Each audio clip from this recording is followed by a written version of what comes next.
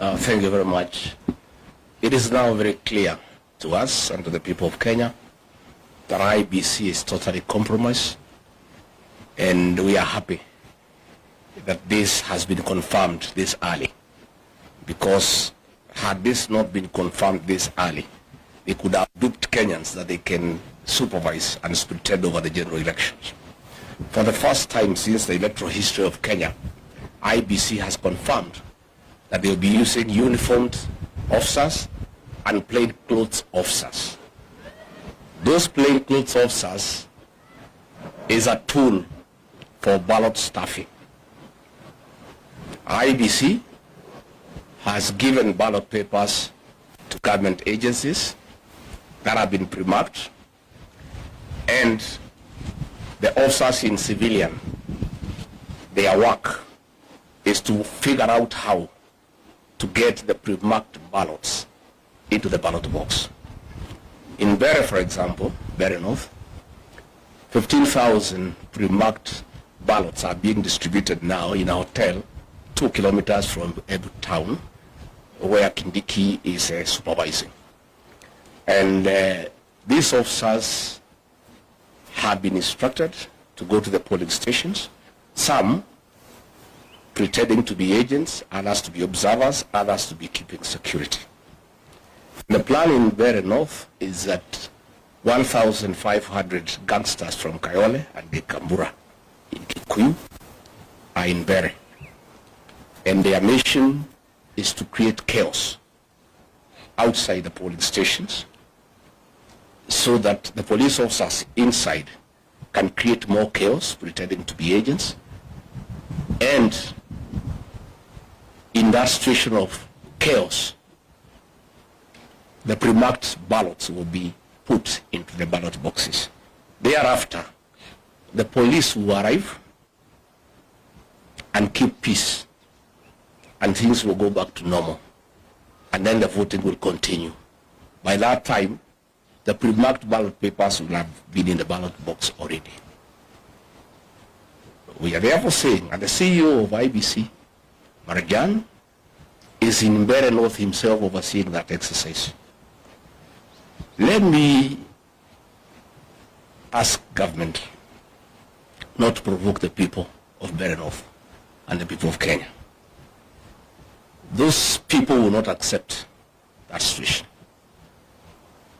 And I can tell you they are aware and they are waiting. And I think for IEBC, they have lost an opportunity to work on some credibility where Kenyans can believe that they can be trusted to oversee the general election. So let me ask the people of Bere North to be vigilant, to go and vote, and hang around.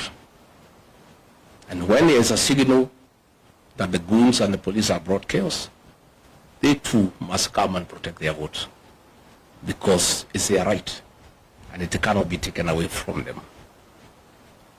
In Narok town, the governor has mobilized goons with the help of the Moranga women rep and Betty Minor, again from Kikuyu, from Kayole, to go and intimidate members of the Kikuyu community in Narok town because they are perceived to be against government, and to make sure they do not vote. I was there on Monday. There was a lot of violence by goons under police supervision in broad daylight. And I want to ask the members of the Kikuyu community not to fear to go and vote, because they are Kenyans and they have a right to live anywhere in this country, and they have a right to vote for whoever they want to vote for. Our party has organized adequate security to escort them to go and vote, and they should do so without fear. Because if they buy fear, this will set the stage for the rigging of the 2027 general election. So let us say that William Ruto and IEBC think they will rig the 2027 general election, they will be in for a rude shock. Admittedly, I think the by-elections are a trial run on how they can rig the 2027 general election. For us, it's also very good so that we see how they do it, so that we learn. and we prepare. But I can tell you with certainty, the people of Kenya will not be intimidated to elect people they don't want. And Kenya is not Tanzania. This is a totally different country with a very resilient population who don't buy fear and who are not easily intimidated. In Bere North, William Ruto has spent over 700 million shillings trying to bribe voters. And on the eve of the closure of the campaign period, the people of that area were through with that money. They want to go and vote their men, and that is why now they want to stuff the ballots. And it will not work, and it will not happen. And it is wrong for government officers sitting somewhere in a hotel outside Embu to think that they can go and stuff ballots into ballot boxes where the people live. It is very difficult. It's not easy. So we want to ask IEBC not to allow officers into polling stations. And we have asked our agents to demand from the presiding officer that all agents are frisked for weapons. Nobody is supposed to carry a weapon inside a polling station unless it's an officer who is uniformed. Anybody else, whether you are an agent, whether you are an electoral official, you cannot carry a firearm inside the polling station. Those firearms are meant to intimidate the other agents, to intimidate the electoral officials, and therefore we have asked our agents to refuse the voting to begin until all people inside the polling station have been frisked for firearms, so that there are no firearms within the polling station. And I think once that has happened, voting should go on, and the counting should go on, and whoever has won should be announced. We have asked the people of Bere North, after voting, all of them to proceed to the tallying center in Chicago, so that they can protect their vote. Because we cannot agree a few police officers organized by government to intimidate an entire population. It is not acceptable. It cannot happen. But the most annoying thing is that IEBC has the guts to print ballots and give them to government. It's so sad. And they expect anybody to believe they can carry out a free and fair general election. They are going to set this country on fire. If those ballots are introduced tomorrow across the country successfully, because Kenyans will know, because the agents will be there, the police will use force, those activities will be recorded, and it comes to the attention of the people of Kenya that IEBC with the government want to introduce ballot papers that are pre-marked, Kenyans will be ready. And it will not be easy. And they will set this country on very, very, very serious tension for the next 2 years. I can tell you with certainty that if they try the rigging of these by-elections, this country will be on political mood from tomorrow up to 2027, and no work will be done in this country. People will be agitated, people will be angry, and people will not accept that a government can force leaders on them. So let me ask the people not to fear, not to be intimidated, to go out and vote and protect the vote. They must remain vigilant under all circumstances, no matter the threats, no matter the level of intimidation. This is our country. We have no other country to go to, and the right to vote is absolute, and it must be protected under all circumstances. Thank you. Thank you. Labda wenzangu wameongea Kiingereza, wacha ni seme kidogo kwa Kiswahili na nieleze Wakenya wazalendo ya kwamba tumepata habari ya njama na kuiba kura serikali hii ya broad based. Njama hii imetekelezwa kupitia IEBC commissioners wenyewe, polisi wa Kenya, na kuna wahuni ambao tayari wametayarishwa. Wamepelekwa kule Mbere, wamepelekwa Magarini, wamepelekwa Malava kule Kakamega.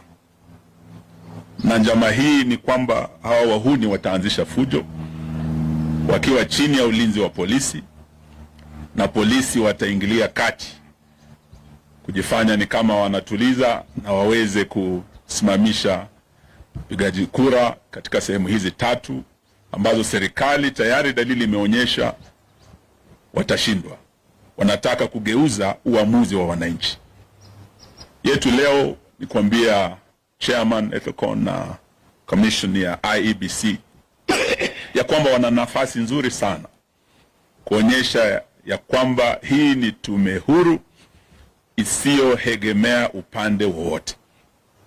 Kupitia yale ambayo malalamishi tumefikisha mbele yao, kuanzia na mambo ya hongo kwa wapiga kura, haswa jana kumekuwa na women rep wa Kakamega BLC Mohanda akigawa chakula cha msaada, relief food, mchele, maharagwe, akipeana mattress na blanketi ambazo mimi nilikuwa napeana nikiwa waziri wa special programs.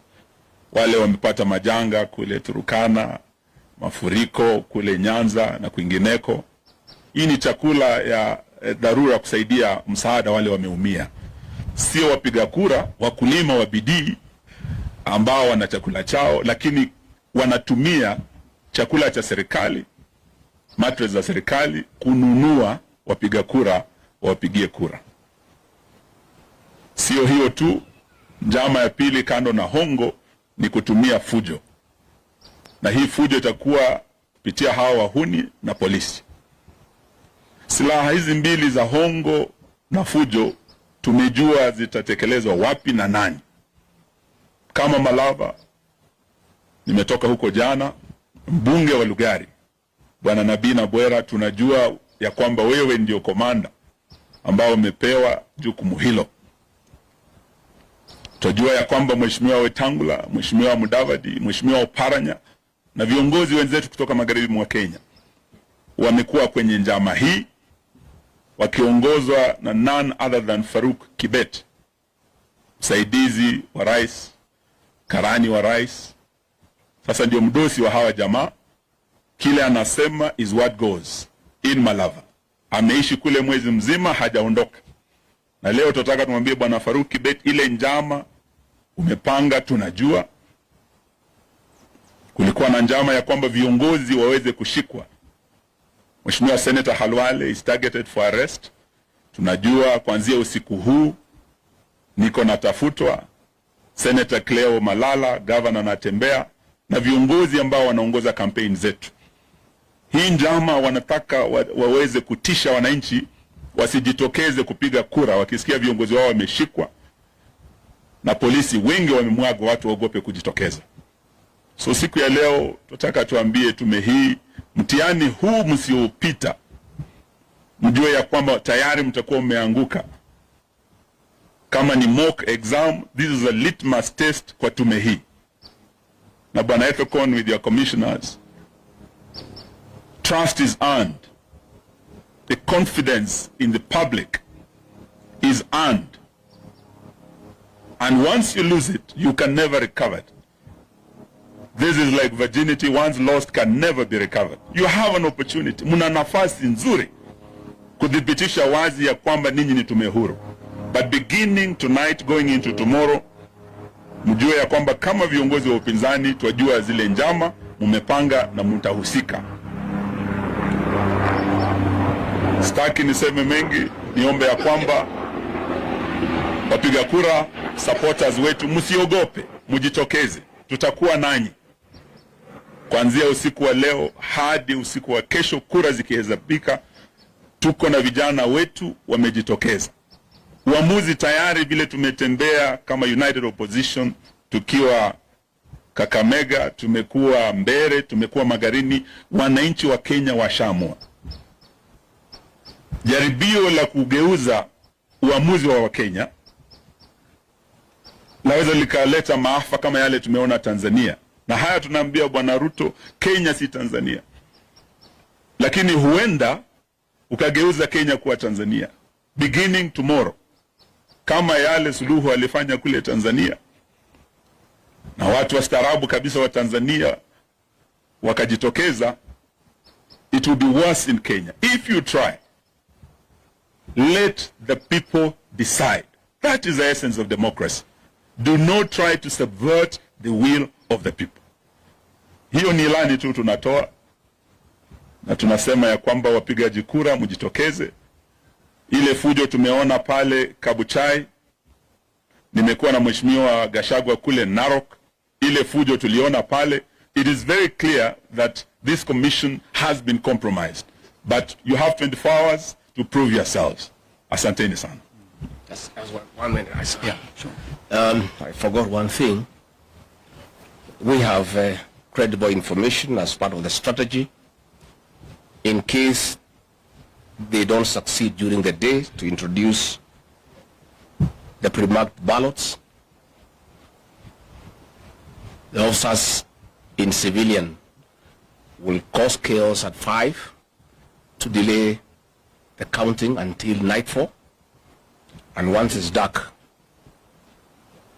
the PS for energy, Alex Wachira, has confirmed to everybody that there will be power blackout in all these areas so that it creates the best environment for chaos and for getting the pre-marked ballots into the ballot box. We want the CS Energy or PUADI to confirm to the people of Kenya, because it's important, that there will be no power blackout in those areas where there are by-elections. Because this will be a clear testimony that all institutions in this country have failed. And they are part of the Kenyan fraud of stealing from the people of Kenya their birthright. And Alex Wachira has confirmed in that meeting that was in Embu. And what I must tell these government people is that the police force is as dissatisfied as the rest of Kenyans. That police force is divided right in the middle. All those things, they are being planned, they are being relayed to us in real time. Because these are also parents. Their pay slips have been raided. The police, they are complaining. Share deductions, housing levy. They are equally discontented. Most of presiding officers who have been approached, they are teachers. They are very discontented. So all those things you are planning using government might is in public knowledge, and it will be relayed as it comes. So we are also asking the media finally, please keep an eye on the happenings tomorrow. Have your teams everywhere. You have a responsibility. This is your country, to inform the people of Kenya what is going on, because once these things are exposed, it's a deterrent.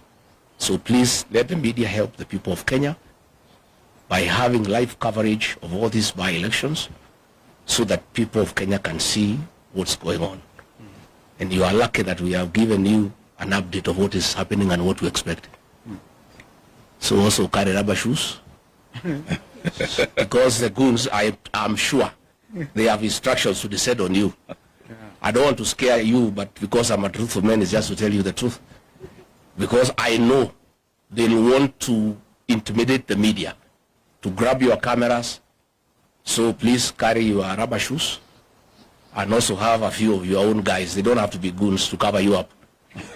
So that your camera is safe and you are safe too. Indeed. And please take care of yourself. So when I was in Narok, I was well prepared with a helmet.